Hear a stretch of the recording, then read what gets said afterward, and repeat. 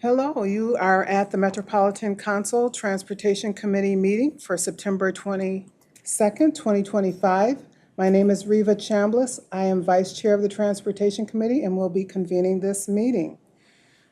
First, we will have the Dakota Land, Water, and People Acknowledgment, which I will read. The Metropolitan Council acknowledges that the land we currently call Minnesota, and specifically the seven-county region, is the ancestral homeland of the Dakota Oyate, who are present and active contributors in our thriving region. As part of the Met Council's commitment to address the unresolved legacy of genocide, dispossession, and settler colonialism, and the fact that government institutions, including the Met Council, benefited economically, politically, and institutionally after the forcible removal of the Dakota Oyate, the Met Council is dedicated to instilling land, water, and people commitments in regional policy. These commitments support the Dakota Oyate, the 11 federally recognized tribes in Minnesota, Ho-Chunk Nation, and the American Indian communities representing over 150 diverse tribal nations that call the seven-county region home. Our next item is the approval of the agenda. We are going to move a couple items around because at this time we do not have a quorum, so we will go over the employee recognition, our reports, and then have information item number 2. So with that, any issues with that update to the agenda? So we'll consider that approved and move on to employee recognition of Metro Transit employees. And Leslie, can you do the honors? Thank you. Thank you, Chair Chambliss, council members. Today, we're excited to bring forward 2 employees for recognition who truly exemplify going above and beyond. Together, they stand out not only for being excellent in their primary roles here, but for making sincere efforts to support their colleagues and really help us provide the great workplace we aspire to develop here at Metro Transit. And with that, with the chair's permission, I'd like to hand it over to the first presenter, Brian McAvoy, who's our Public Facilities Maintenance Manager, to introduce the first of the 2 people being honored today.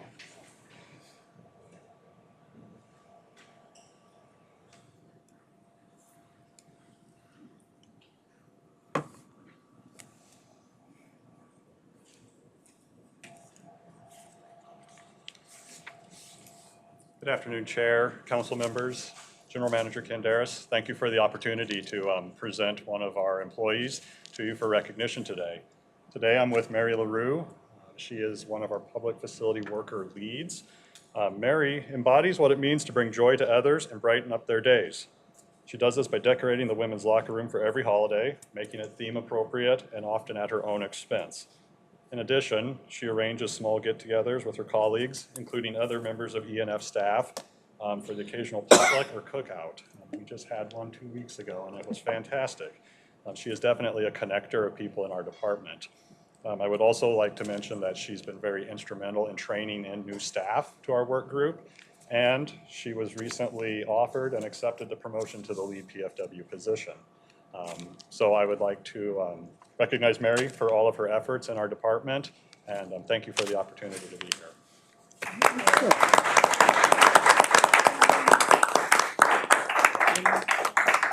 Chair Chambliss, with your permission, Carlicia Sessler and Latina Laramie, on behalf of Advancing Women in Transit, are going to introduce the second person we're honoring today.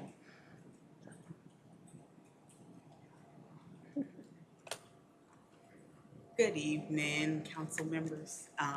My name is Carlicia Sessler. I'm the chair of Advancing Women in Transit. I'd like to say thank you very much for giving us this awesome opportunity to recognize one of Metro Transit's finest.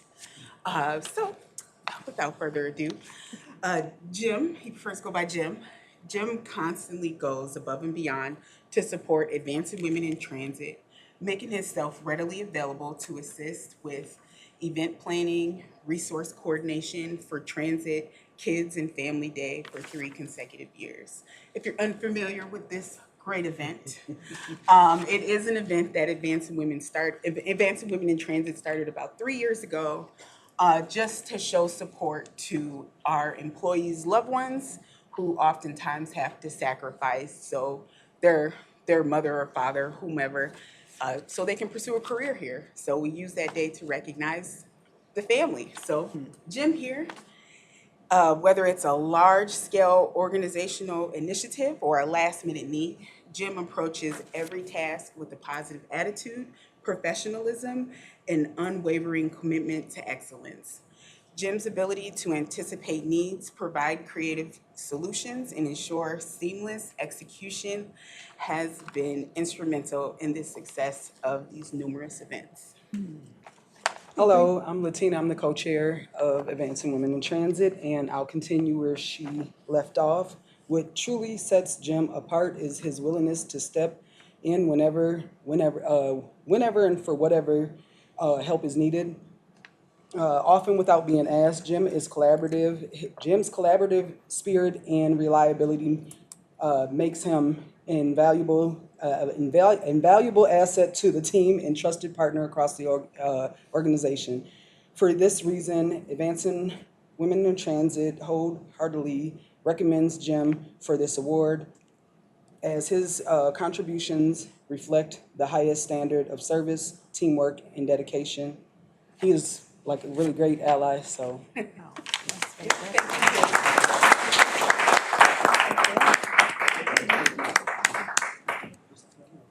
think there's awards or something. And come back up here.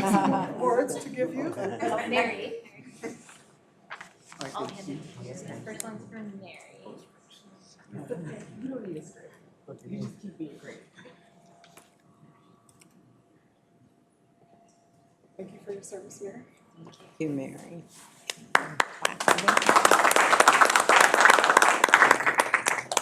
That is for Jim.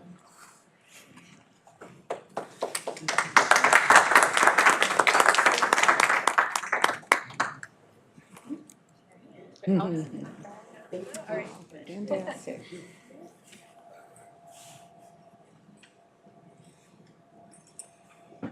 It's always great to do and hear from the employee awards for all the great accomplishments of our employees. And, you know, you're key to the operations of the Metropolitan Council. People are our greatest strengths, and you contribute to the region on behalf of the Met Council, so thank you for that. Next, we have a report from the Metro Transit General Manager. Candace, do you have a report? I do. Okay. Thank you, Chair Chambliss, council members. My main update for tonight is just to remind everyone that starting this evening until October 4th, we will have a major maintenance project underway on the Blue Line that will also affect some of our Green Line stops here in Minneapolis. So as part of our broader Renew the Blue effort, we have work underway to replace worn track along the entire Blue Line corridor. There's also rail switch replacement work that'll happen in the Cedar Riverside area. But this means the entire Blue Line will be closed for light rail, and instead we'll be running replacement buses during that time.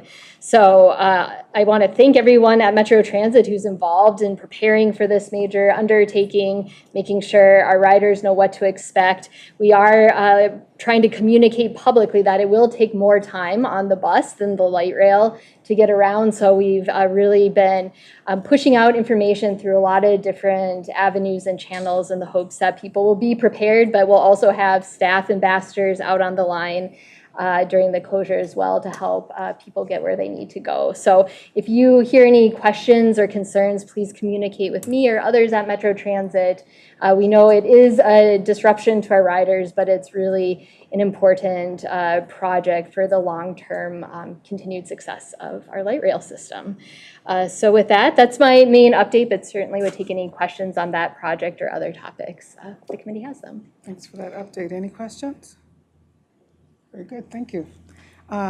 Metro Transit Services Executive Director Carlson, do you have a report? I do. Thank you, Madam Chair. Just a quick note that we are underway also the rest of this week with a triennial review by the Federal Transit Administration. So every 3 years, FTA does a pretty comprehensive review of our programs to ensure that we are complying with federal requirements.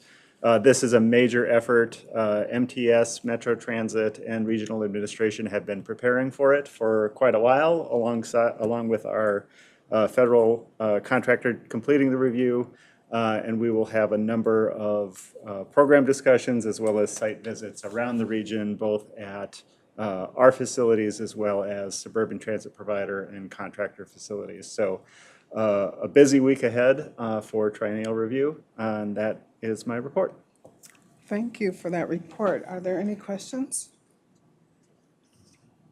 No. Okay, so moving on, we do have an online report from the Transit Advisory Board. No in-person report at this time, but feel free to get that information online. At this point, we will go to information item number 2. We can do the first one, actually. We can do the- both speakers. Yep. Okay, that's wonderful. Okay, so let's go with Minnesota Go Vision Update. Okay. Charles? Yes, I'll be happy to introduce Whitney. Come on up. So Minnesota Go is a 50-year vision for multimodal transportation in the state. And MnDOT is currently underway with an update to this vision and has an online survey that Whitney will tell us about. Whitney Mason is from MnDOT. Whitney recently presented to both the Transportation Advisory Board as well as its technical subcommittee, the TAC, and has an introductory presentation on Minnesota Go for you today. Welcome. Thank you. Thank you. Yes, Whitney Mason. I am the statewide multimodal transportation plan coordinator in the policy planning unit at MnDOT Central Office. I'm also the project manager for the Minnesota Go Vision Update, which I'm here to talk to you today about. Is this my controller? Yep. Mm-hmm. And so I just push the sideways arrow to advance? Yep. Okay, great. So the reason I am here today is because we want you to know, in case you do not, there is a transportation vision for the state of Minnesota. It is not just MnDOT's vision, it is a statewide vision. Probably a lot of people in the audience and maybe even y'all don't know that. So we are spreading the word that we do have a state transportation vision. I'll talk to you about that for a bit. I want your help in updating the vision, ask you to take a survey, and also to ask you to promote the survey. We have just one more week of survey left on phase 1. So this is our current vision statement. It says Minnesota's multimodal transportation system maximizes the health of people, the environment, and our economy.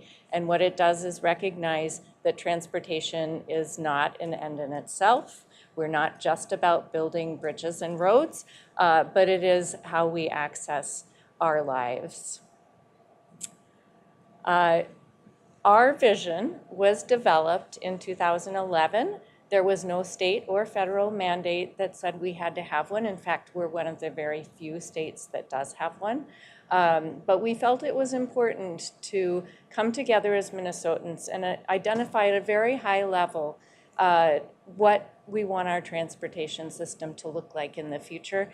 And that would then guide the rest of our work. As I mentioned, I'm the statewide multimodal transportation plan coordinator. That plan, as you all know, guides the rest of transportation planning in the state of Minnesota. We are going to engage in the update of that plan. We do that every 5 years as a federal requirement. Beginning this coming January, February, we hope to be under contract with that. So we do consider the engagement work we're doing with this vision update as early engagement for that plan.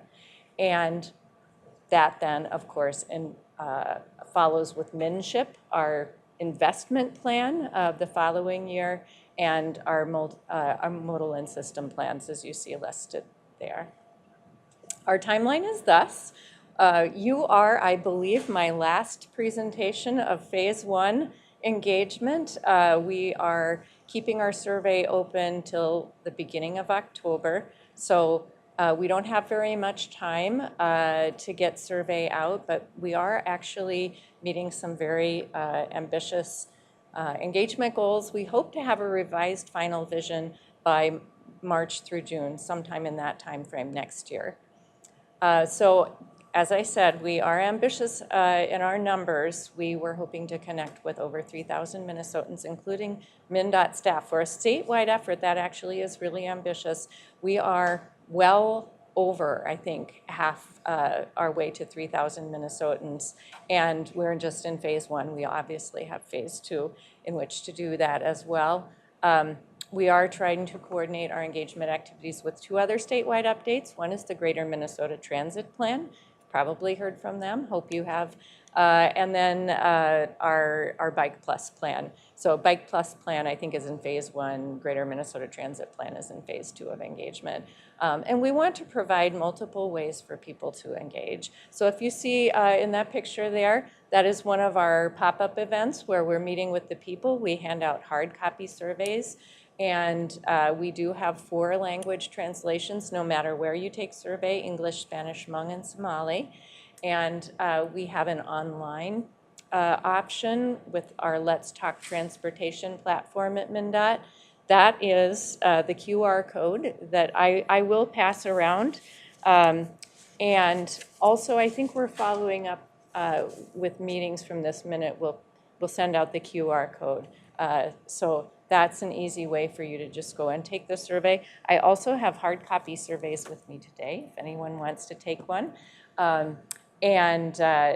We do presentations like this often with a Mentimeter survey. We're not doing that tonight, but that oftentimes happens. And then we are working with community-based organizations for some specific targeted engagement for underserved populations. That's our Go Mobile that we take to many of our events. It's a great way to engage with the public. The kids will often color on the Go Mobile while we're asking parents to take survey. We also have our Minnesota Go stickers. Sometimes it encourages people to do an exchange. You know, would you do survey in exchange for a sticker? If any of you would like to have a Minnesota Go sticker, I will actually just pass those around in the audience here. And I have plenty more. Along with these, I'm going to pass around. My contact information is on the back, and I have QR codes here. But I'll pass around more stickers when they go through this group here. Feel free to just rip those off, and let me know if you want any hard copy surveys. So there you see the card that's being passed around the room. If you are maybe too old to color on the Go Mobile, maybe you're too young, you don't want to take survey, we have this postcard that you see there and that's being passed around. It says, in 50 years, I want transportation in Minnesota to be. And you fill out the blank place there. You can draw a picture, you can write words, and then you put it in the little mailbox you see there on the table. Put up the flag, and it says Postcards to the Future. I have to give Hallie Turner credit for that one. She came up with that idea, and we think it's pretty clever. We are engaging with 11 Greater Minnesota events and 11 Twin Cities events. Those are the Twin Cities areas. I don't know if you can see them here. But I would like to know what remarks you might have. If you have any, I encourage them. You can reach out to me now or after the meeting. But mostly I want your help promoting survey. So when we send out our welcome board electronically to you, if you have avenues by which to share this information comfortably before the end of September, we would appreciate that. This is what that welcome board looks like. And the QR codes obviously link to our Let's Talk Transportation pages. And that's really all I have for you. Do you have any questions for me? Well, thank you, Whitney, for that presentation. I really appreciate the vision goals of health, environment, and the economy, very similar to some of the goals that we have at the Metropolitan Council. I kind of wish we would have done a Mentimeter survey. I think those are really cool, but that's okay. Oh, well, in that case, I'm just going to pass these around. And perhaps before you leave today, is somebody tied into the mail system that would deliver this to MnDOT? Here, I'll just let you pass them around. Yeah, we can certainly facilitate that. That would be great. And if you don't want to fill it out hard copy, I mean, you Just can hard link the copy. QR codes. Right now, our survey questions, you'll see, are very high level. And in some cases, I would say there are things lumped together that you're like, well, you know, those things are different. You'll see as you go through that there are some open-ended response options for you to fill out any comments you have. But it's kept right now very intentionally vague, I would say, in order to not be leading. We don't even write on the survey what the vision statement currently is so that people don't reflect off that. Phase 2, we will come back to you, and that will have a draft vision statement and supporting principles for you to weigh in on. And that will have been collected from the Phase 1 survey, and then we have an advisory committee of about 34 curated members that will workshop the survey information with us alongside our existing vision statement to help draft that vision. And actually, it's kind of a fun scenario planning activity. When they did this in 2011, they used a very Minnesota-themed scenario planning. They would say, 50 years in the future, I want transportation to look like this, this, or this. And so they had a Lake Wobegon scenario where everybody's above average and we're all pretty happy. An UFTA, where something's gone pretty awry and we need to adjust, we need to pivot. This is what it looks like under the, economic conditions, education conditions, travel conditions, and so on. And then the third one is You Betcha.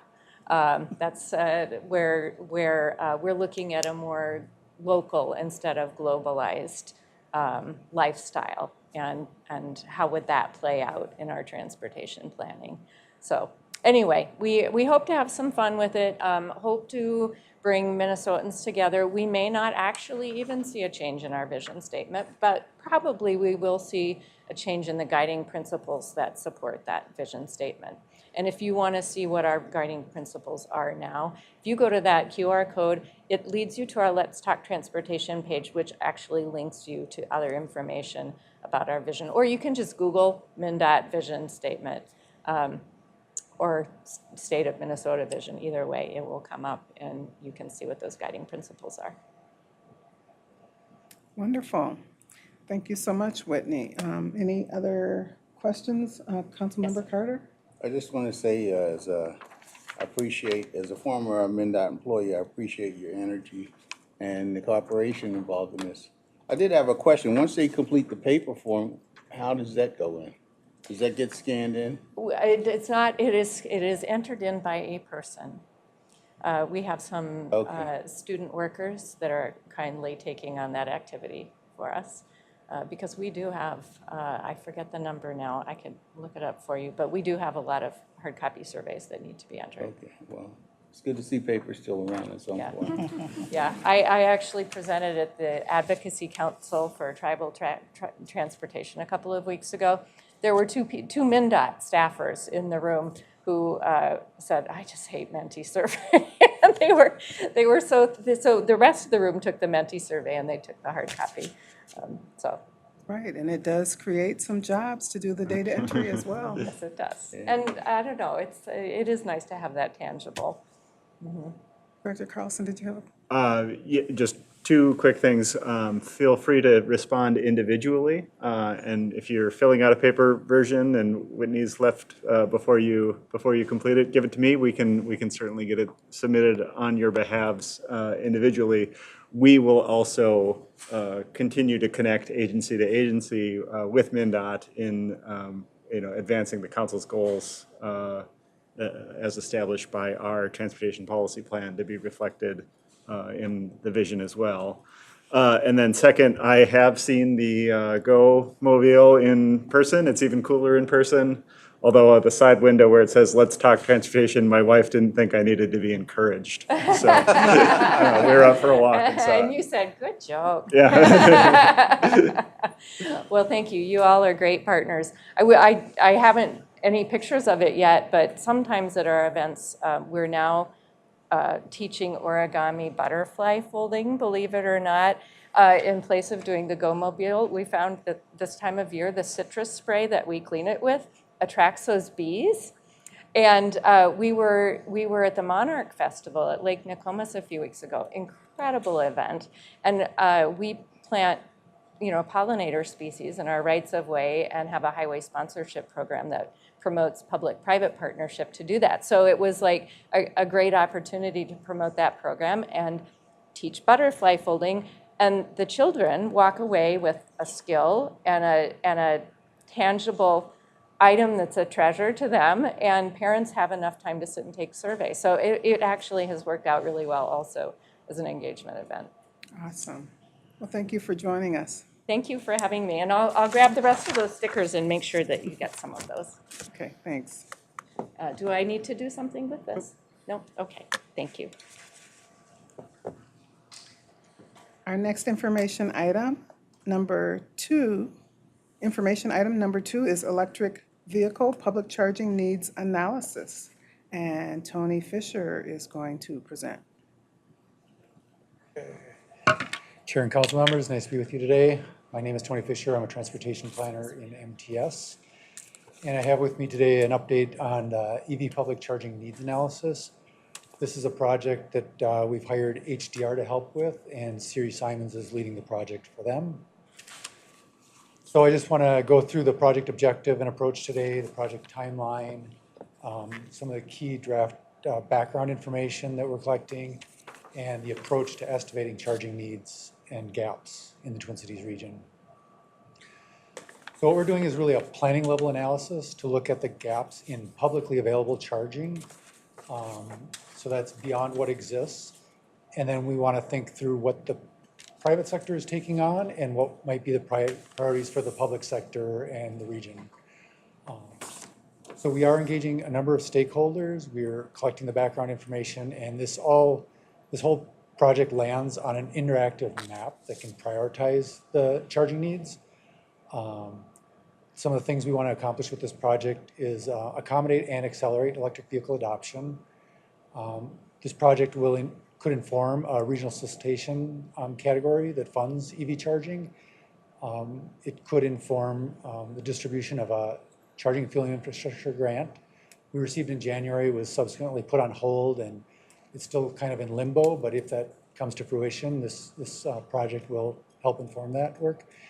And then we're really hoping that this can serve as a prioritization for other entities that are funding public charging, such as cities and utilities in our region. So kind of the scope really falls into four parts: that collecting the background information, engaging a number of stakeholders, estimating the charging needs and gaps, and then developing this interactive map that prioritizes those needs. So I'm not going to go through in detail the timeline, but just to say that we began this project in about July and intend to finish it about April of next year.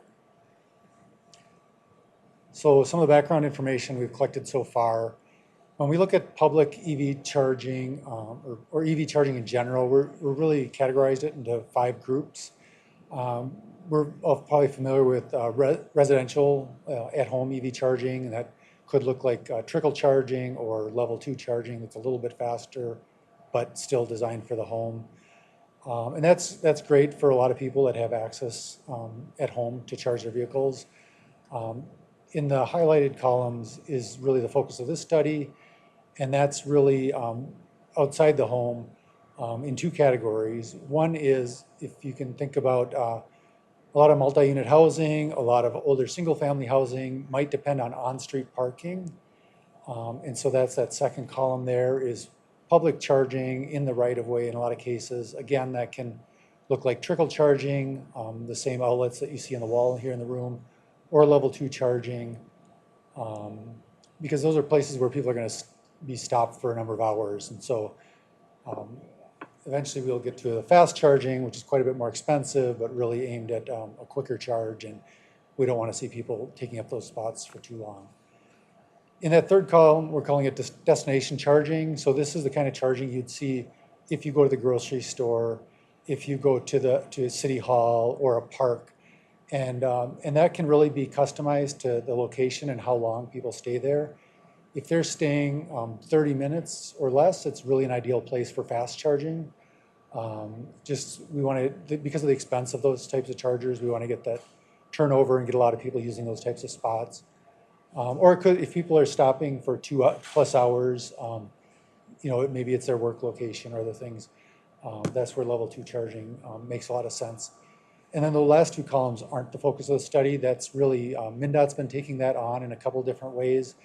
They've been operating the NEVI program, a federal formula program that brings funds to the state to build out a few of the larger corridors, I-35, Interstate 94, and Interstate 90 specifically. And then MnDOT took another step further and did what they called the EV infrastructure needs analysis to again look at those long distance trips across the state beyond the interstate system though. Not necessarily with funding attached, but again, to just spark the conversation and help other actors that are working in this space trying to build charging stations. So a really key piece of this is how many people are stopping where for how long. And so we're developing a model that that describes that pattern of where people are stopping and for how long. And it's based on some survey data, but then it goes into a model that really tries to replicate the behavior in the Twin Cities region. We're making a number of assumptions just to try and get the patterns right. We're saying that residents in houses older than 1920 will most often seek a charge when they're out and about, just because those houses are harder to get charging installed at home. In newer houses, we're saying homeowners are more likely to have charging at home and less likely to need charging in public. And then the reverse for renting a single family housing. The renter is less likely to invest in that charging at home, and the homeowner is probably less likely to invest in that home. And so we're thinking that most of those people are going to depend on public charging. And then anybody that drives more than 150 miles a day will depend on public charging. So those are just some of the assumptions that went into this map. This map happens to be where people are parking more than 2 hours at a time. And you can see this starts to highlight some areas, Bloomington, the airport, and the northwest corner of the metro. And that's really because the geographies aren't like-sized. So we did, in the next slide, we did normalize this by the size of the geographic areas. And then we are also thinking about potentially normalizing it by population, is just trying to think through what is the right way to look at this, because the geographic sizes just aren't all the same. And so treating them as if they were isn't the right answer. So you can see in this case, we're looking at 30 minutes or less dwell time, we're calling it, how long people stop at a location. And the previous map was beyond 2 hours, and then we'll have a map for in between.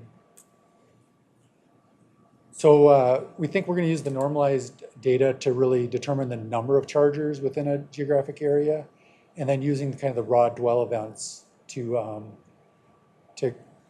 use the raw dwell events to prioritize locations. So again, looking at how long people are charging, how long people are stopping for, and then choosing the right charger for the right users. So I mentioned we've done some engagement. One group that we've talked to already is utilities in the Twin Cities region, and they were very engaged in this conversation, very willing to talk to us, and that was great to see. Some good information that we got out of them is that the scale of the chargers we're talking about, which could look like, at 600 megawatts, that could be 4 fast chargers, any number of level 2 chargers. They're generally not concerned about that type of a load on their system. A lot of the depot charging, where you're talking about trucks or a dozen fast chargers, and especially outside the Twin Cities area, there are definitely locations that are easier and harder for them to serve, and that translates to project costs, really. We did also ask them for maps of where they have spare capacity and less so. And Excel does provide that online, but most of them don't make that publicly available. They have stated their willingness to accept our results and give us feedback on those where we might run into some trouble. We did also look into utilizing utility poles for charging stations. The power's already there. There's a physical pole to attach the charger to. There's some advantages. However, from their perspective, it just creates a lot of complexity. There's safety concerns and their operational, they want to keep their uptime going. And so that probably isn't a real fruitful avenue today. Another thing we talked to the utilities about is load management. How important it is to really match the charging of vehicles with the utility grid's available capacity and other loads. So they generally see peak loads in the evenings, I think from 4 to 8 p.m. And so we were asking about how do we help you move some of this load outside of those potentially overnight to capture excess wind power, or during the day to capture excess solar power. And their perspective universally was really, they want to use time of use rates. So they want to charge more during those peak periods and less overnights to make that happen. And we were kind of interested in a conversation about, is there a way to design a charging network that can support that? And it just wasn't the direction that they were interested in going. So another group that we are engaging with is multi-unit residents and underserved populations. We haven't got that work going, but we've done some background work. We've gone nationally and locally to look at work other people have done in this area, how different populations' perspectives differ.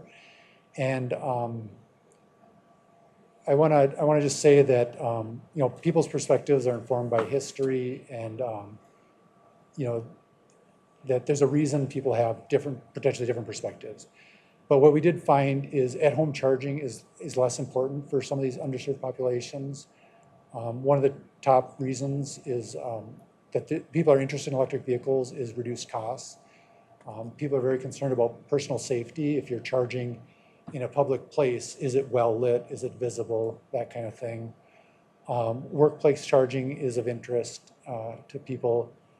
Extreme weather is a concern. Minnesota winters, hot days. We need some kind of protections for those kind of weather things. And then I think one exciting thing is that multifamily residents were really very much willing to drive electric vehicles without home access to charging, so they would be depending on this kind of a public charging network. So I just want to talk through the approach to estimating charging needs and gaps. You can see those same charging categories on the right that I showed earlier, but we're starting with identifying existing stations in the region. We're analyzing those dwell times, how long people are stopping at different places. And then we're working to match the right charger to the right dwell time patterns. The fast chargers, DCFC on the screen here, are just really expensive and really want to be used where they're necessary, and then try to use some other chargers where we can. And then we are definitely keeping an eye on the region's goals in the Regional Development Guide and the TPP. So I don't have them all listed here. We didn't come up with a way to prioritize natural systems in a big way, but the other goals of the region we did. And so within equitable and inclusive, we want to prioritize charging stations for residents without access to home charging. Under healthy and safe, we want to prioritize charging stations where air quality is below the region's average, and that's a MPCA data source we have. And then under dynamic and resilient, we're thinking about how do we think about some redundancy in this network. We've probably all heard in the news about, and from friends, about charging stations not working, and there's things happening in the sector that are improving that, but it's still a real thing today. So just thinking that through a little bit. And then really the focus areas for addressing climate change, we think, are to prioritize locations that are going to get a lot of utilization, and to provide some kind of minimum level of geographic coverage across the whole region so that everybody could make this choice. We're looking at EV forecasts to really inform this proposed charging network. And so the top line you'll see here is based on the statewide multimodal transportation plan that was just referenced. And that's a goal-based scenario, so it is aggressive. The second blue line you see here is a I think it's about a dozen forecasts from different actors in the industry about what they thought was coming, and those are really pre-2025 forecasts. And then the red line here you see reflects really kind of the current understanding. There's not as much information, but this, based on the summer's legislative activity in DC, this is kind of what the forecasts are looking like today. And then so we'll have to work through some of these and probably choose some kind of a middle path to plan for. But with that, I'd be happy to answer any questions. Thank you. Councilmember Tyrone Carter. Yeah, so this last one, EVs as a percentage of total fleet. You're saying, when you say total fleet, you're talking about private citizens, right? We're talking about light duty vehicles, so those could be privately, publicly owned or commercial vehicles. Okay. But they're cars and light, small trucks and smaller SUVs. Okay, so the question I had, in terms of what percentage of federal money is going to be involved in this? Because that's a major question these days, right? Chair and committee members, there's a lot to that question. Let me start with saying I think we all want this to be led by the private sector, but there are public benefits, and so I think there's a reason for the public to accelerate this. I mentioned the $15 million charging and fueling infrastructure grant that we were awarded in January. That's been pulled back. MnDOT's NEVI program, I believe, was $68 million over 5 years for the state.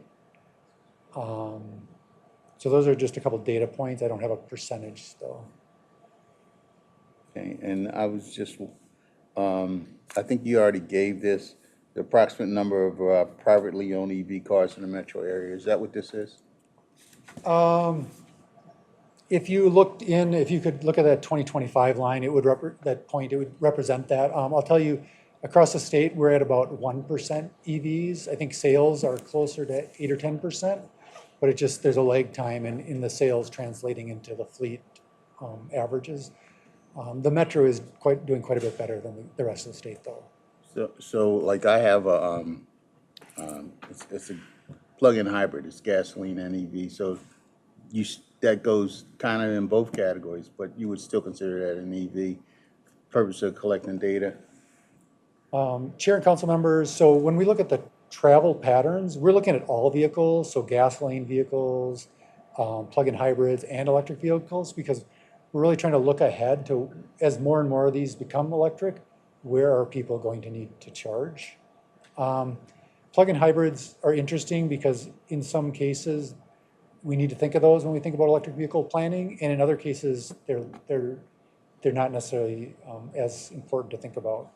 They're different in some ways. Okay, and one last question, then I'll shut up. Is there going to be a charge? Because it seems like, when we do a lot of these things, we want to do them as a public service because for the greater public good. But because of the cost involved and because of potential maybe federal cuts, is it possible we're going to wind up having a kind of a cafeteria service where we're charging? Chair and council members, so I think the way things have moved is that you can get level 1 charging a lot of times for free. That's trickle charging. That's the same outlet you plug your phone into. But once you get to level 2, kind of what an electric dryer would use, or fast charging, which is pretty significant power loads, those are usually billed to the user. With the public funding, I think what we're trying to do is offset some of the construction costs, some of the initial 5-year operating and maintenance costs, and really kind of spark that ongoing, hopefully for-profit enterprise. Great job. Thank you for those questions. Related to that, I do have a question, and that's related to the supply of the infrastructure of the chargers, and in particular, the residential charging and the community charging, which seems, according to your chart, to be a little bit less expensive for an investor. Right. It would seem like it might be an opportunity to encourage small businesses to get involved in this new technology, and perhaps even our DBE providers. Has there been any thought about or need for more investors that are private to get in the business? Chair and council members, I think in the last 5 or so years, this market has been quickly just all kinds of changes, but there are some things happening. There's now a common standard. The initial the leafs that were so common years ago were using one charging standard, and then more recently we had a national standard, and then even more recently we've adopted as a nation basically the Tesla charger. It's the North American charging standards. So right now, all the automakers, I think almost all of them, are switching over to this North American charging standard that's consistent with Tesla. So I think there are things happening in the marketplace that might make that more plausible. This might becomes a more standardized unit. In the past, I think it was a pretty difficult market to break into just because things were changing so often. I don't think we've done any work in that area, but I think it's a great idea for sure. Okay. I was in Toronto and toured a parking lot that had what seems to be very similar to the level 1 and level 2 chargers. If you were going to be parked for a short amount of time, you could use the free charger perhaps, or they would charge a smaller amount than the stronger charger. So there was an opportunity to have like multiple businesses at once. So it's really interesting to see how this ecosystem for the electric vehicles is going to grow and evolve as the demand increases. Chair and council members, ecosystem is a great word because none of us are going to act the same. None of us are going to charge our car the same. A lot of people at home want to charge with level 2 charging that could cost you $500 or $1,000 to install or more, depending on your situation. There are people that live with level 1 charging, the same outlet that you're charging your phone on, which is kind of incredible, but really the typical driver in the Twin Cities, kind of that average is about 30 to 40 miles, 30 kind of in the urban areas and 40. So really, if you're thinking our cars are parked 23 hours a day, probably 12 or more hours overnight, that level 1 charging can serve a lot of people, but definitely not everybody. It'll be interesting to see where that goes and if there would be any subsidies for the at-home charging for those that may need that little boost. Any other questions? Thank you for that presentation. And that is the end of our information items. And since we do now have a quorum, we will go back to the agenda items, with the first being approval of the September 8th, 2025 Transportation Committee minutes. Is there a motion to approve? So moved. It's been moved by Councilmember Osman and seconded by Councilmember Tony Carter. So with that, we'll take a vote. All in favor, aye, of approving the minutes? Aye. Nay, that motion passes. The minutes are approved. And our next item for business, we do not have any items on consent, so we'll move into the non-consent business items. With our first business item, 2024-224, Joint Powers Agreement with City of Edina and the Metro Transit Police Department. We have Chief Datseth and also Lieutenant Kadra Mohammed. Welcome. Hello, Chair, council members. My name is Kadra Mohammed. I'm working out of the Chief's office right now.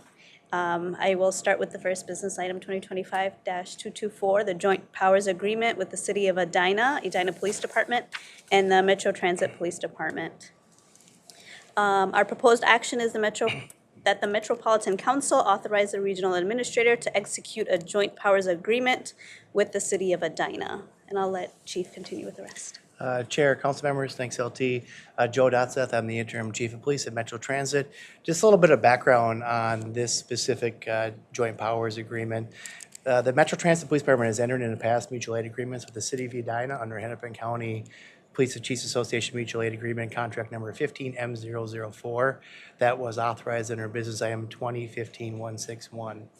That agreement really was a general cooperation agreement between many of the police departments in Hennepin County and us, and it really related to emergency response for critical incidents. What we've been doing the last couple of years, and thanks to this committee and the council, is we've been bringing a joint powers agreement that has a better template, really rules of engagement to the council, and refreshing them with all of our partners.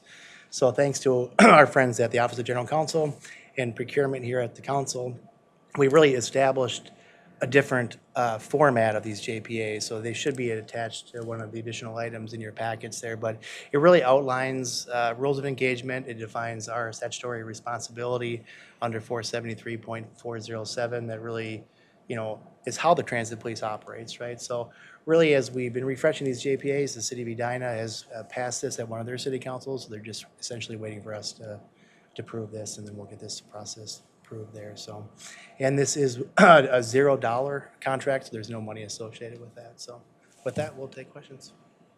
Thank you. Are there any questions? Councilmember Anjali?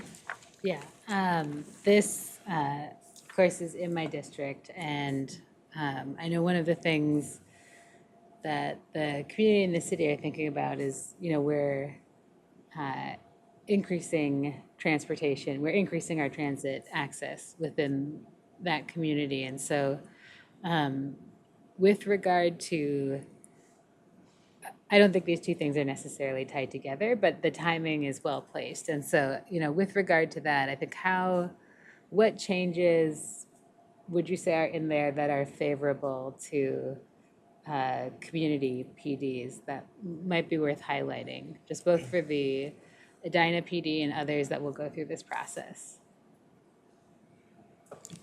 Chair, Councilmember Cameron, great question.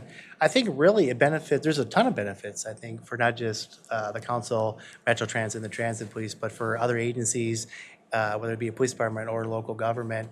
I think it just defines what the roles and responsibilities are. One example would be investigations in there. So under state statute, the local jurisdiction essentially has the right of refusal for, investigating crimes. This JPA really defines on those rules and how that playbook really outlines. It defines dispatching. It just, to me, is such a benefit because it just outlines everything, right? So now we know we have this same level of agreement. If we have a question, there's a disagreement about something, we can go back to the agreement. So I think there's a lot of advantages to it. I think one of the other major advantages it just shows our commitment to not just the local police department, but the community, that we're serious about being out in that jurisdiction and providing services to the city of Edina, so. That's great. I think adding that clarity, I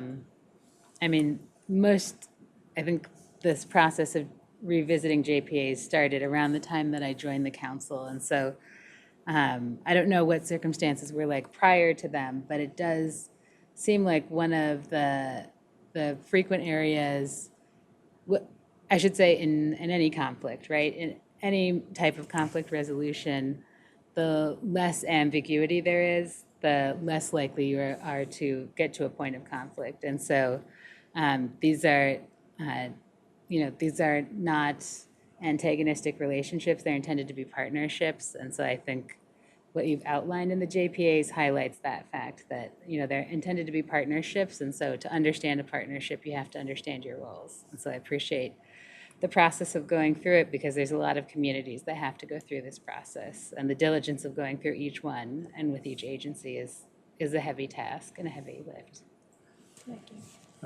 Chair, Councilmember, just a quick follow-up to that. Before we present these JPAs, we go out and do outreach with the city as well. So we really, for Edina, we went out and did outreach with their command staff and the chief. So I think it just goes to bond more of just our extra effort that we're putting into all of our collaboration with our partners.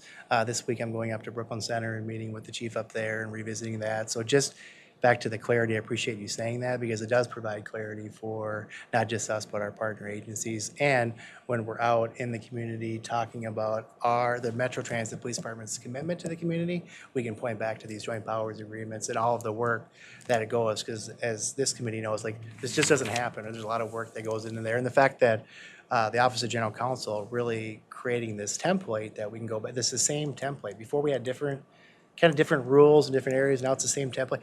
Every jurisdiction might have a little change. We got one assigned thanks to Sheriff Starry with Washington County. That was the first county one we did. So it's just fantastic to have this, and to your point, having that clarity. So I appreciate that feedback. Thank you. Thank you for your question, Councilmember Carter. Thank you.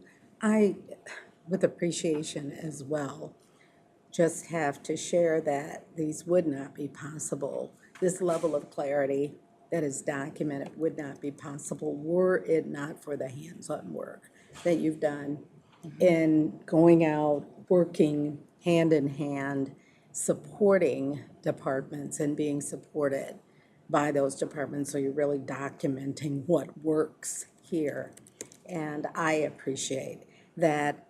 A couple years ago, it seems as though it was that recent, we were receiving a lot of phone calls about the confusion in communities where it was a transit-related activity, and the question was who's on first, of course. So just to be very, very clear, you have eliminated that kind of confusion, and we appreciate it really greatly, because what we're hearing now is very, very different. It is about the incredible support that is provided by Metropolitan Transit Police Department and partnership with all of our communities. So just thank you so much. The words ring so true. It's just like, well, this makes sense. What was all that confusion about? And so thank you for living out the reality that we see today. Just Chair, Councilmember Carter, thank you for that. Just one quick follow-up. I mean, I appreciate the feedback as well. Having this amount of detail, just having this stuff for our partner is just so important, because again, we're at meetings, we can share back this information.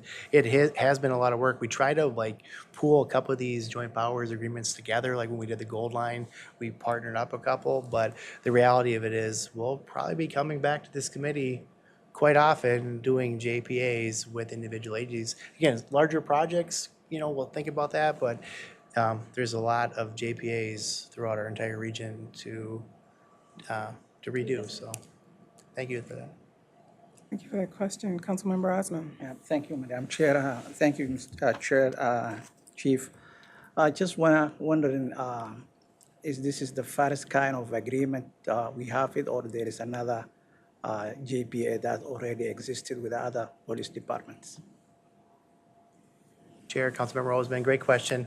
Our department will be presenting Ramsey County, next business item, a Ramsey County Sheriff's Office JPA that's kind of more specific to their special operations team. So we've had other JPAs, a lot of MOUs, right? So kind of using that language interchangeably. So the agreement that's referenced in the business item document 15M004, that was kind of like, that was really our standard, but it didn't provide the clarity or the level of detail that we need. So I mean, we're trying to go back, and thanks to the work of the Office of the General Counsel, we now have a template now. So every time we're doing outreach, that's the template we're going to. So, and really part of the reason of coming to the council and taking a contract number, these are on a 5-year cycle, right? So we'll be working through every 5 years to refresh them, because some things will probably change, but the MOUs are probably the largest scale of the other previous agreements that we had.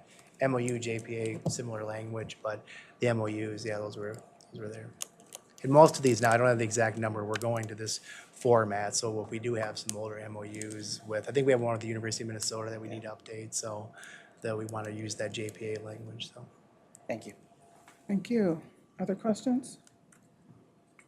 No other questions? I thank you for giving this presentation.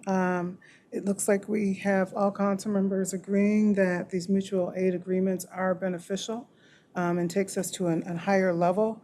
And I could see where it would, in addition, strengthen the safety capacity of our region and those major hubs where we need to have representation and we need to have efficiency. So I think it makes us work more efficiently as we collaborate in cooperation together. So thank you. Our next item, so we need to make a motion on item number 2025-224 Joint Powers Agreement with Edina and Okay, it's been, the motion by Cameron and seconded by Osmond. Any further discussion? Without any further discussion, all in favor? Aye. Opposed, nay. That motion carries. Our next item is 2025-226 Joint Powers Agreement with Ramsey County and the Metropolitan Transit Police Department.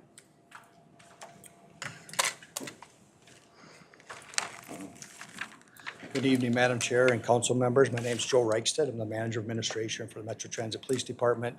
Next to me is Captain Aaron Dietz, who oversees our support division, and next to her is Lieutenant Milland, who's our patrol lieutenant. So we're going to be presenting business item 2025-226 for a joint powers agreement with Ramsey County Sheriff's Office and the Metro Transit Police Department. The proposed action is that the council authorize the regional administrator to execute a joint powers agreement with Ramsey County.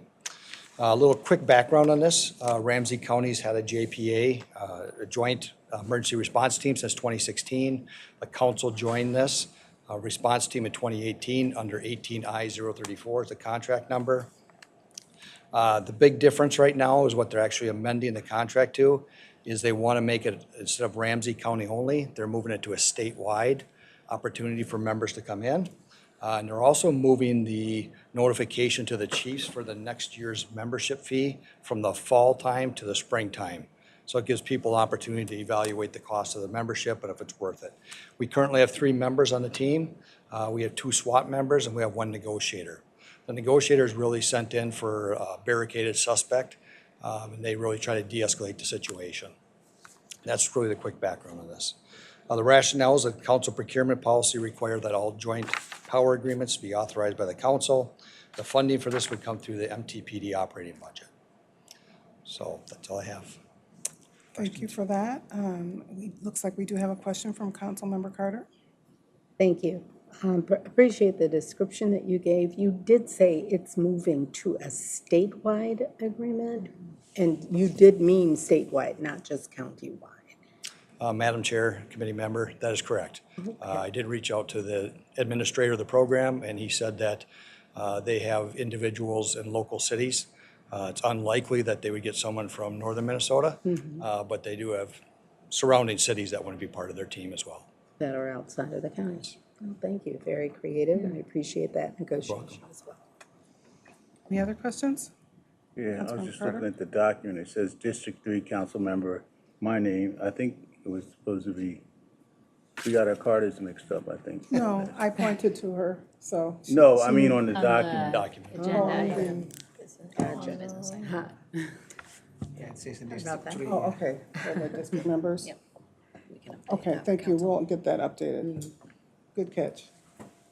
Any other Supported questions it. or comments? Seeing none, is there a motion to approve 2025-26 Joint Powers Agreement with Ramsey County and Metro Transit Police Department? So move. It's been moved by Councilmember Osman and seconded by Councilmember Tony Carter. Any discussion? Without any discussion, all in favor? Aye. Aye. Opposed, nay. That motion carries. Thank you. And we will go to the next business item, which is Transportation Policy Plan Amendment Number 1, 2025-229. And we have with us Bradley Bobbitt. Thank you, Chair. Hello, everyone. I'm Bradley Bobbitt. I'm a planner with MTS Planning. I'll be presenting the business item 229. The proposed action is to accept the public comment report for Amendment 1 and adopt Amendment 1, which is attached, changing the blue line extension transitway alignment and funding and adding the gold line extension transitway to the fiscally constrained plan. We did present on this to you all previously in June in an info item, and then Charles also reported on the public comment report earlier this month. That comment period was July 10 through August 27th, and we had a hearing at the August 13th meeting of the Metropolitan Council. The comment report was provided as an attachment to this item. As a reminder, all transitway projects are considered regionally significant, so we need to go through this process. They need to be identified in our region's long-range transportation plan. and provide documentation according to our Transitway Advancement Policy. Metro Transit has met those requirements in terms of providing that information for these projects, and we've held the public comment period. Our capital funding partners in this will be Hennepin County for the Blue Line Extension and FTA, and then Gold Line Extension is covered under existing Metro Transit funds. Again, the proposed action is to accept the public comment report and adopt Amendment 1, changing Blue Line Extension of its alignment and adding the Gold Line Extension to the fiscally constrained plan of the TPP. And I will stand for any questions. Any questions? Well, thank you. It's been very clear that this advancement is important in terms of the region's transit advancement policy. And I will at this time ask if there is a motion to approve the Transportation Policy Plan Amendment 1. It's been moved by Councilmember Tony Carter, and is there a second? Second. Seconded by Councilmember Osman. Any further discussion? With no further discussion, all in favor? Aye. Opposed? Nay. That motion carries. Thank you so much. Thank you very much. Mr. Bobbitt. Our next item is the Transit Control Center Motorola radio update. And we have coming forward Carrie Sampson and Chad Lavasser. Thank you. You already knew. Welcome. Thank you, Madam Chair. And council members, I'm going to give you this if you want to just select through when we get to it. My name is Carrie Sampson. I'm the manager of the Transit Control Center, and this is my partner, Chad Lavasser. He's the manager of communications. We are here to present a request for a radio console upgrade to 30 consoles at a total of $3.2 million. On this next slide, you'll get a glimpse inside of the transit center. Most of you were able to come by today. That was great. So you got your own peek inside, and so this probably looks pretty familiar. I wanted to kind of show you, this is a picture of Travis in the forefront, and he's sitting in front of 6 monitors, and on the top right is the Motorola radio station. He has 2 reasons to use the radio. One is to assist police operations, and the second is to assist bus operations. The Motorola radio system has about 100 different channels that each supervisor needs to monitor daily. We have 14 consoles inside the TCC now. We have been given the green light to expand our staff and our physical space in order to grow with the expansion of the lines, the routes, and personnel. Growth is felt everywhere to include the TCC. On the next slide, you'll see a diagram showing our expansion to 30 workstations. So the workstations will be pivoted, as you can see, kind of on the south part or the bottom part of the graph there. And then we had talked a little bit about the training center being at the top part. So there'll be a wall there that will have a door that will be able to come down to kind of seclude the area for when training happens.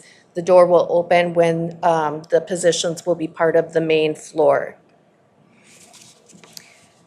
When we started the expansion project, we knew we would need 16 additional radio systems. However, when we got into the project, we found out that our existing radios were no longer serviced and we would have to order new radios. This means our project was off spec because it did not account for replacing our existing radio system. This last slide shows a streamlined new console setup. The Motorola radio will be updated to be compliant with industry standards and are relied upon to service both our bus operations and police operations. That's the end of the presentation, so I'm available for questions along with Chad. Well, thank you for this important update. It was very timely for the tour that several of us were able to take, and we were also able to see firsthand where the expansion is going to be located. So it looks, I understand you'll be kind of pushing a wall back and be able to have that flexible space to do both seating and training. Any questions? Comments? Councilmember Dr. Carter. Yeah, I had a question. Often when you have a new wing, you bring in new equipment, you realize over time that the existing equipment now is out of line or it's not as efficient as the new equipment. Have you guys already planned for that and you're gonna dovetail that in over time and have everything kind of like on the same level? That is a timely question, Councilmember Carter.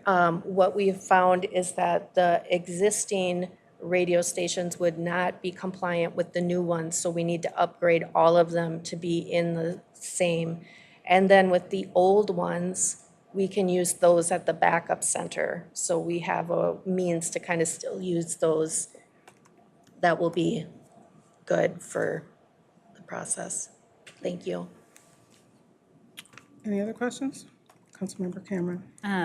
So I did not have a chance to go on the tour today, but I have just recently went on a tour of Hennepin County's 911 dispatch center. And so the expansion actually looks very similar to the layout of their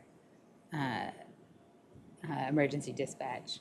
I just wanted to get clarity. So is it out of this system, it's both emergency operation or both MTPD operations and transportation services? So both direct communication with operators on route-specific items as well as MTPD dispatch. Is that correct? Councilmember Cameron, that is correct. So we dispatch the police and we get radio transmissions from police, and we have all of the same radio systems that our partners in other jurisdictions have. There's common channel where dispatchers meet to talk about and coordinate activities between other agencies because we're all over the Twin Cities and beyond. And then also we have the radio systems for the bus operators. So when they're in their bus, they have 4 buttons they can push: priority, routine, overt, or covert alarm, and that prioritizes their communication with us. And then we respond to their communications over the radio.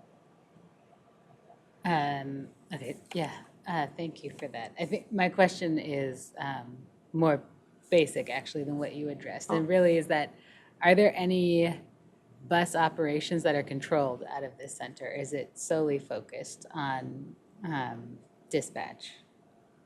So, who is communicating? I just want clarity on, is this Metro Transit or is it MTPD?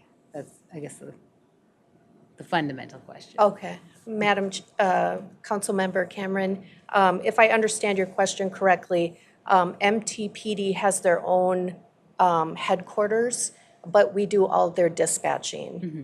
And then bus operations, once a bus leaves the garage, then they're in our purview. So Okay. when they're in the garage, then garage dispatch will handle any incident that comes up. Mm-hmm. Does that answer your question? Yes. Okay. Yeah. Thank you. Thank you for that. I know the way I asked it was not clear because I wasn't clear on how the two coordinated together, but you've answered it, so thank you. Thank you. Councilmember Carter. Hate to be in the weeds, but, and thank you for the tour. It was lovely to see. I am watching the change between the current console setup and the console on screen 4 here. Yeah. And I can't help but think we're going from 6 screens to 4. Are there systems that are being combined to affect a smaller number of screens being used? Or am I just looking at this wrong? No, that's a great question, Councilmember Carter.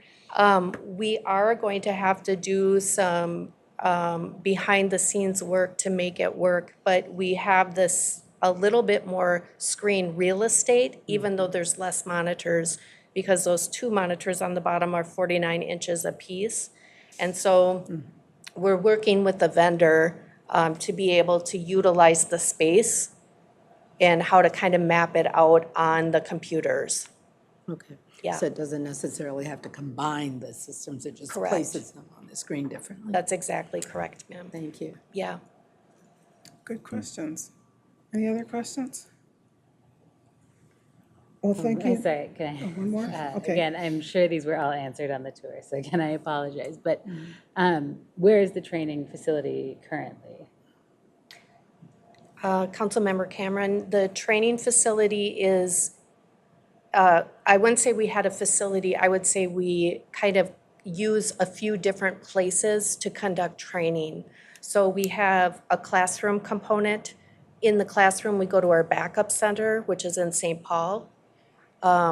We have shadowing, and shadowing can happen at the backup center or in our TCC center. And then we have a lot of modules that can be handled right on the floor that they can attend to.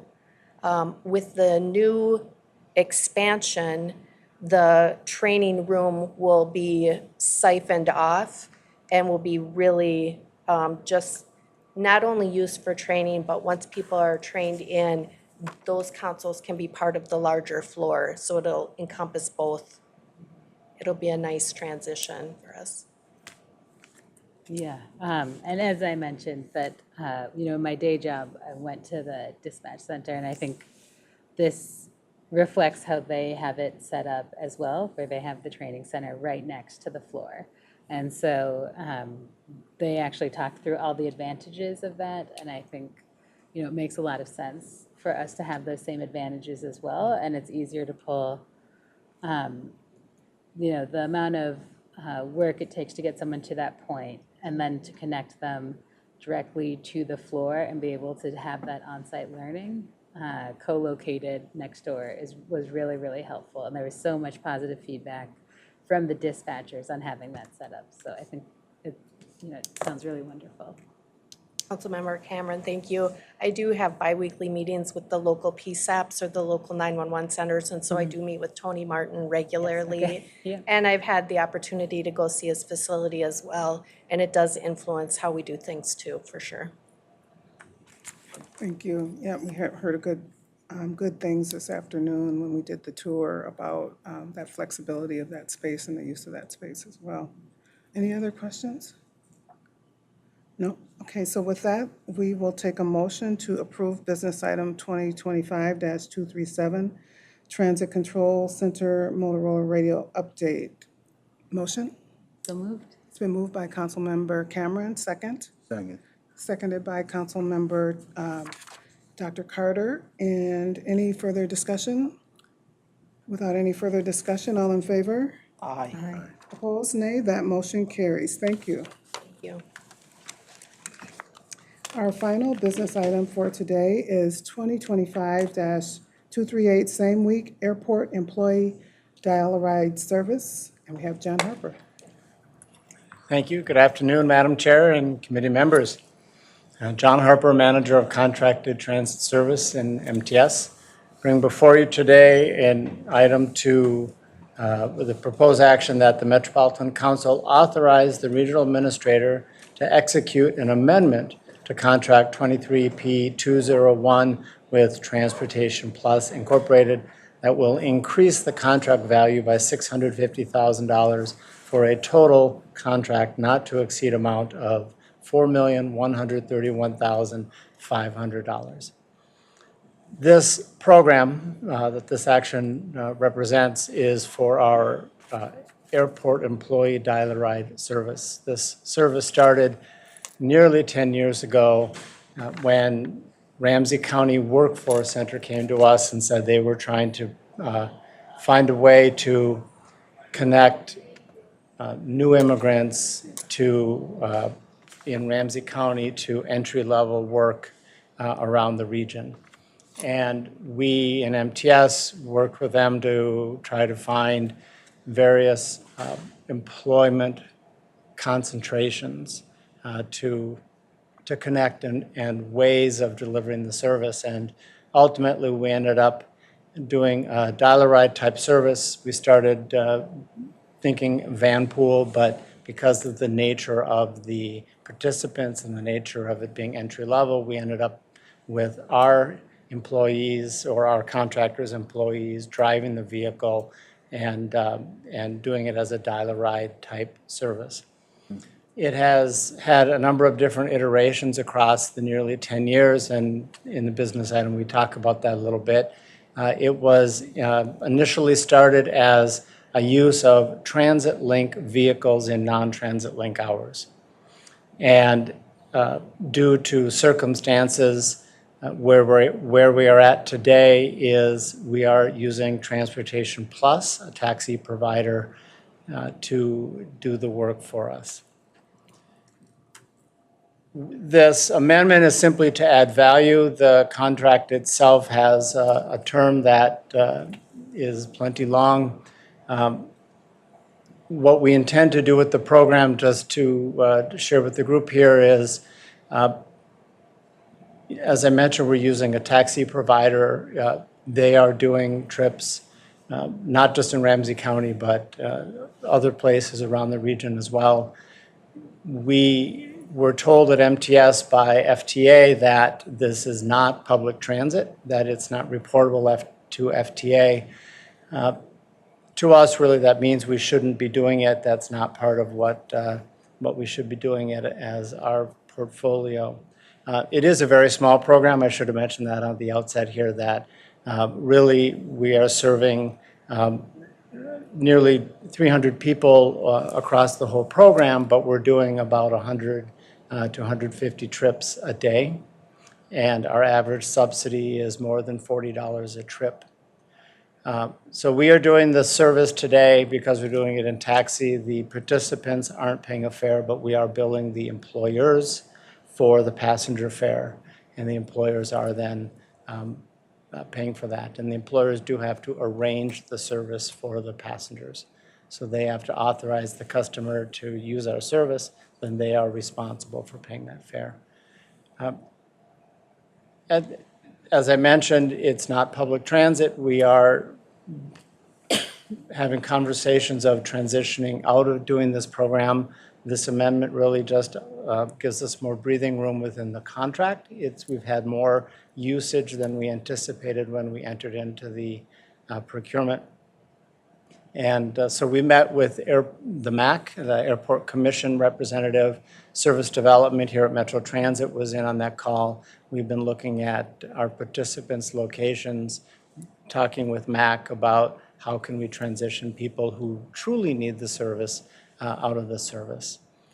We have found, we try not to duplicate our fixed route network, our regular route bus service. We have found that there is some duplication, and we intend to move those people onto our fixed route service if we can. We're talking with the airport about options that the airport might offer, or frankly, the employer might offer in each of these cases. And so, at this point, this business item is simply to add value to the contract. And so, to talk about the contract specifically, we did do a competitive procurement in late 2023, and we had a single proposer. Transportation Plus was the only proposer on this service, and we entered into an agreement with them. And due to the higher than anticipated usage of the service, we are needing to put some more money into the program. And so that is what the action before you today is facilitating. I'll take any questions if you have them. Questions? Councilmember Cameron? This is a really interesting program. It is, first, I would say kudos to Metro Transit and Ramsey County for putting this program together, because I work with new immigrant and refugee communities, and this is the #1 barrier to employment is transportation or transit access. And so I have heard from so many employers about the need for access. And so I think a program where the burden is placed not on the transit provider, but on the employer is always helpful, because we are providing a service, but they are the beneficiaries of that service. But it also solves a need within communities around getting very new immigrants, new Americans to work. And so I really appreciate the design of this program because it is outside of the box, but sometimes you need outside of the box thinking to solve a very specific problem for communities. And so I appreciate that. One question I have is, so when I'm working with communities, there's a transition process, and we do resettlement services, and so we're with them for so many years, and so they kind of roll on and off of different points of programs. And so one key piece is if it was established in 2016, the same individuals who were enrolled in 2016 may not need the dial-a-ride service by 2019, that they might have either, if there's no equivalent route, they might have found other transportation access, or they may have utilized our transit system. So are we rolling people off of this program and bringing new people on, or have the same people, are there people who have been using it throughout the entirety? And it's completely possible that people may need it throughout the entirety of the program too, but just to understand the numbers. Sure. Madam Chair and Committee Member Cameron, I don't have an answer for that question. We hire a contractor to deliver the service for us. The requirements we have for the service are that the employer has an agreement with us to fund the trip. The employer authorizes the rider, their employee, to use the service, and then we bill them. I have not done any analysis of what are the names on the list 3 years ago versus the names on the list today.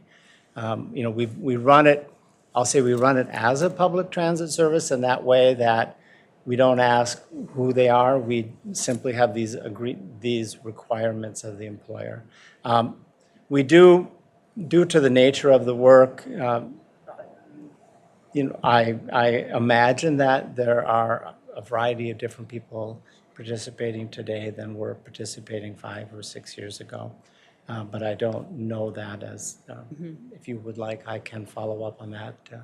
I don't need to know the numbers. I think I would just point to that as a potential opportunity for cost savings if the program were to continue, is to look at, where people are starting and where they are now, and somehow create a decision rubric on how you could determine eligibility for the program going forward. Correct.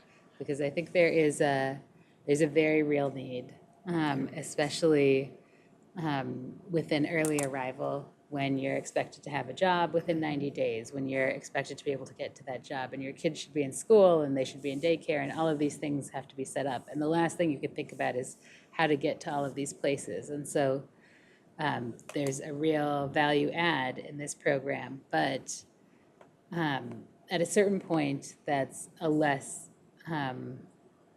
the effectiveness of this program versus an alternative route, it starts to diminish. And so the alternative route, our traditional transit routes may be a better option, or, even, I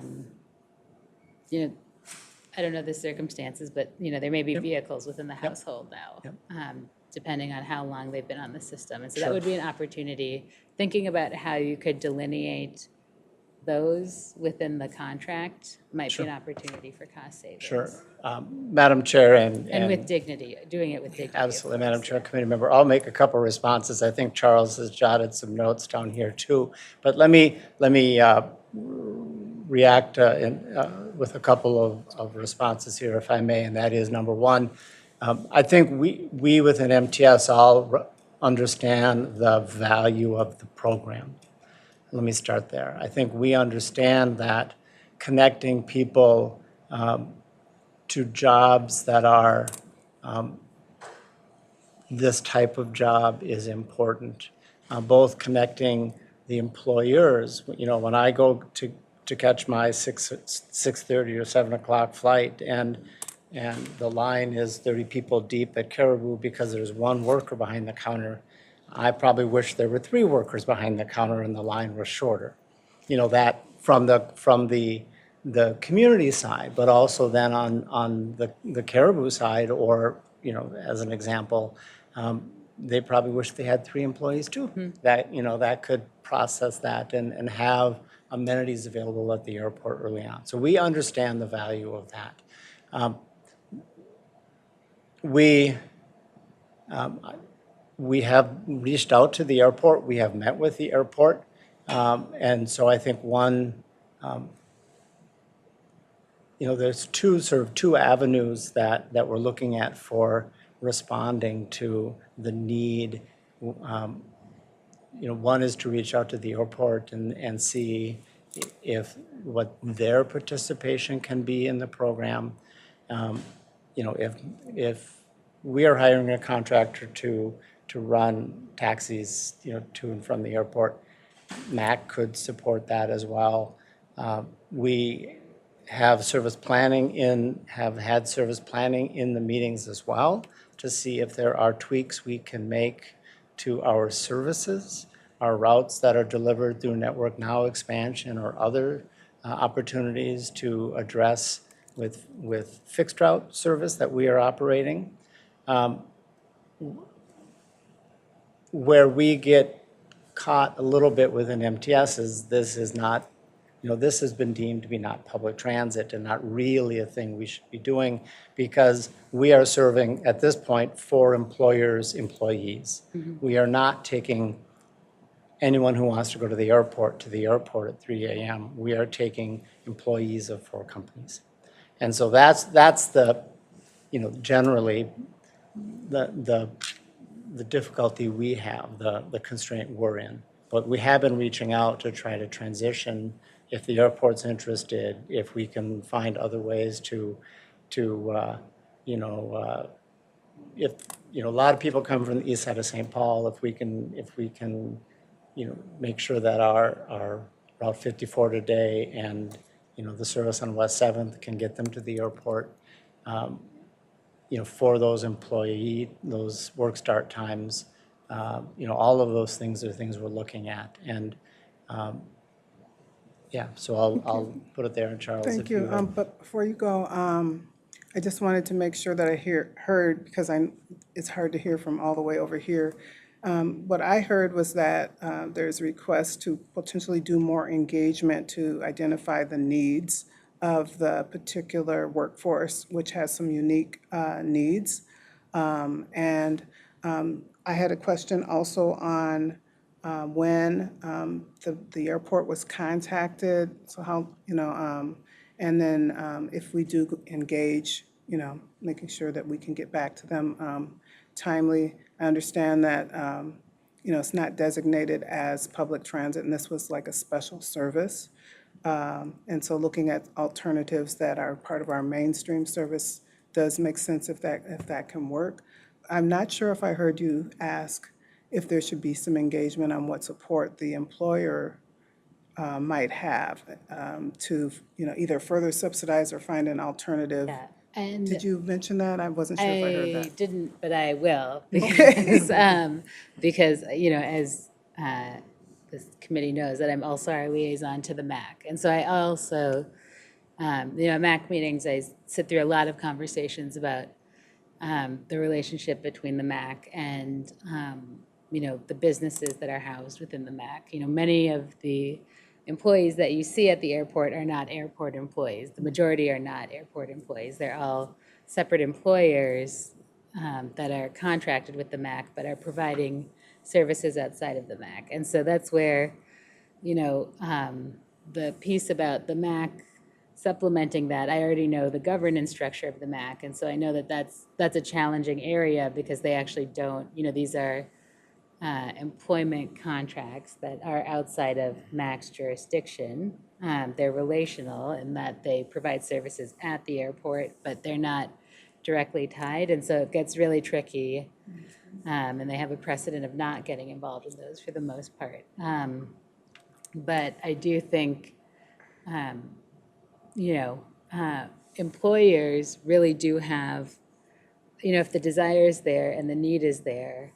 I have had employers who have wanted to coach a charter bus from the east side of St. Paul to Albert Lee to get employees into their spaces. And so I think, or, you know, different food facilities on the east side of St. Paul want, you know, transit bus routes moved right in front of their location. And so I think, you know, employers really have a desire, and that's where the needs align with the employer's needs, and particularly if there's 4 employers, you know, that to me says, let's go back and look at van pool, let's go back and look at other options again. That might be where we direct employers within our system now.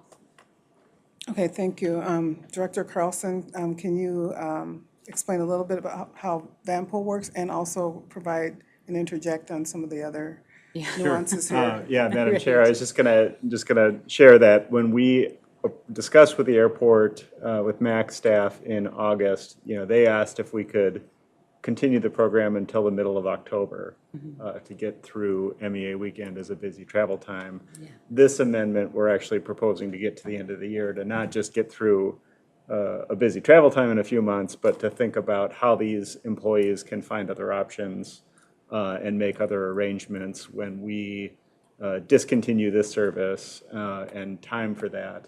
One of the things that's important about the timing of this amendment is that we are approaching the end of our contract authority at present. So what we want to avoid is a sudden closure of this service. That's why this is the same week item, frankly, to make sure we have contract authority continuing. From there, it's really about communication and transition so that folks can find other options. Van pool could be one of them. Organizing van pools is a thing that we operate within as a service of the council within MTS. There are, you know, certain reasons that that's been less easy to accomplish for these employers and this program, but certainly it's something that we will be offering and exploring as this work continues and as other options continue. Employers certainly could support and manage this service. The MAC perhaps could find public purpose, but the combination of increased cost on our end and the determination that this is not public transit, there may be public purpose for somebody with this program. It is not public purpose for the council, is what we're finding. Yeah, and Madam Chair, yeah, so van pool, if I can just in 30 seconds here explain. So van pooling is the council subsidizes leasing of a vehicle in van pooling. Participants organize the group of people and provide someone to drive the vehicle. And the difficulty we've had in this type of situation is primarily people with driving history good enough to have our van pool contractor allow them to be the driver of a vehicle. Continuity is also an issue in van pooling. If someone is in for 3 months and then moves on to another job and they were driving the vehicle, that creates this void within the vehicle. Right, that someone else has to fill.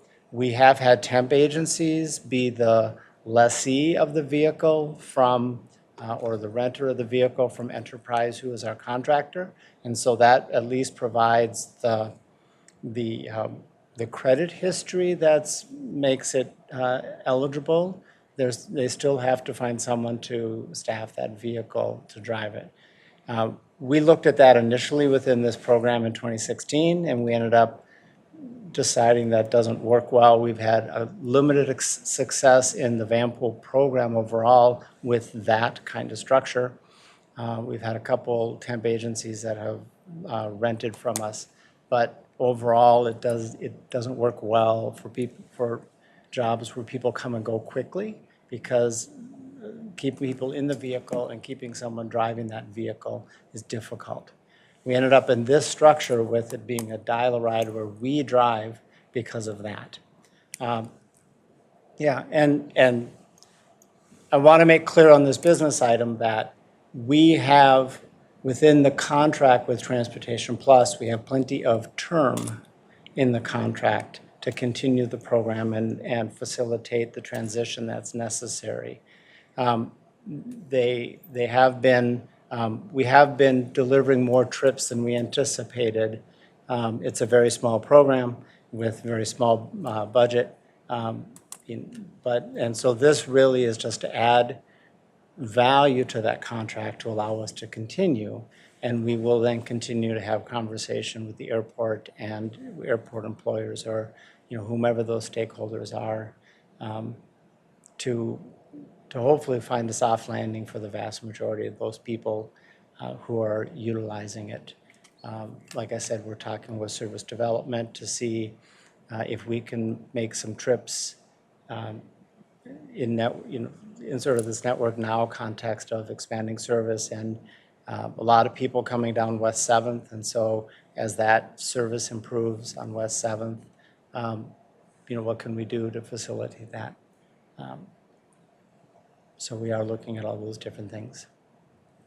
I hope that reinvigorates excitement around, any future projects down West 7th as well, that this would light a fire under folks as a reminder that this is transportation access also to the airport and to airport employees. Councilmember Tony Carter. Just a Nudge, final thank yeah. you for your ongoing work with the community. I recall this very, very well as a large issue for us in Ramsey County, and I'm very thankful for your willingness to have worked with us then, and I know that it will be a continuing issue. Thank you for the ongoing work.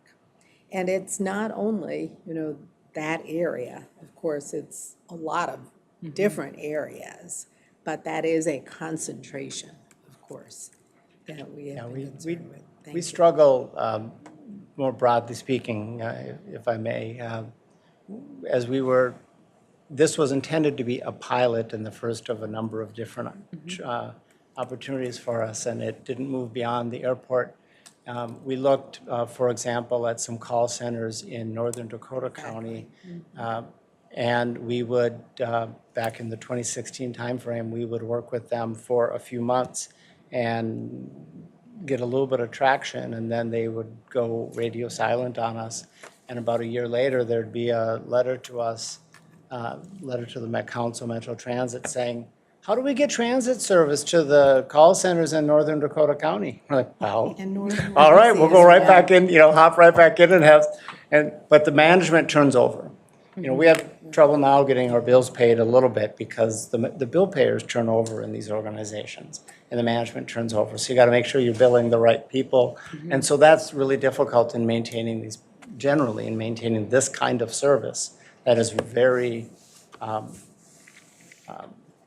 labor intensive from our side, oversight intensive from our side to bill people and manage those kinds of things, just generally speaking. So it is a unique, we had hoped to replicate it, but we haven't been able to replicate it because of the amount of work it takes and the amount of contacts you have to make that work.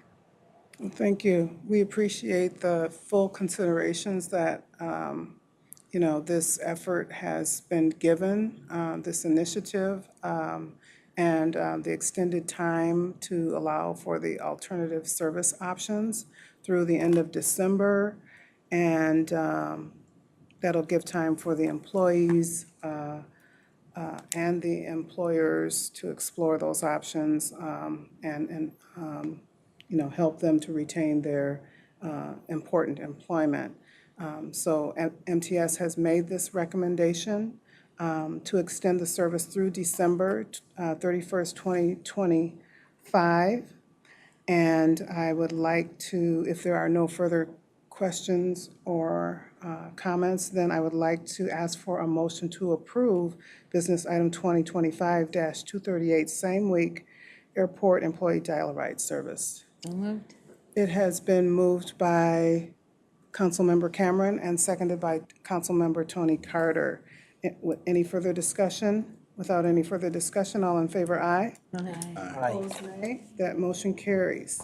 And that is the end of our business items, and I would like to recommend that we move 2025-224 as consent, as well as 226 as consent. And then the Transportation Policy Plan Amendment 229 to non-consent, the Transit Control Center Motorola Radio Update to consent, and the Employee Dial-A-Ride Service to non-consent. Is everybody okay with that? Okay, so thank you. With that, that ends our business items for today. Do we have anything else, Director Carlson? Nope. General Manager Canderas, anything else? No, thank you. Okay, so with that, this meeting is adjourned. It's good to know I didn't have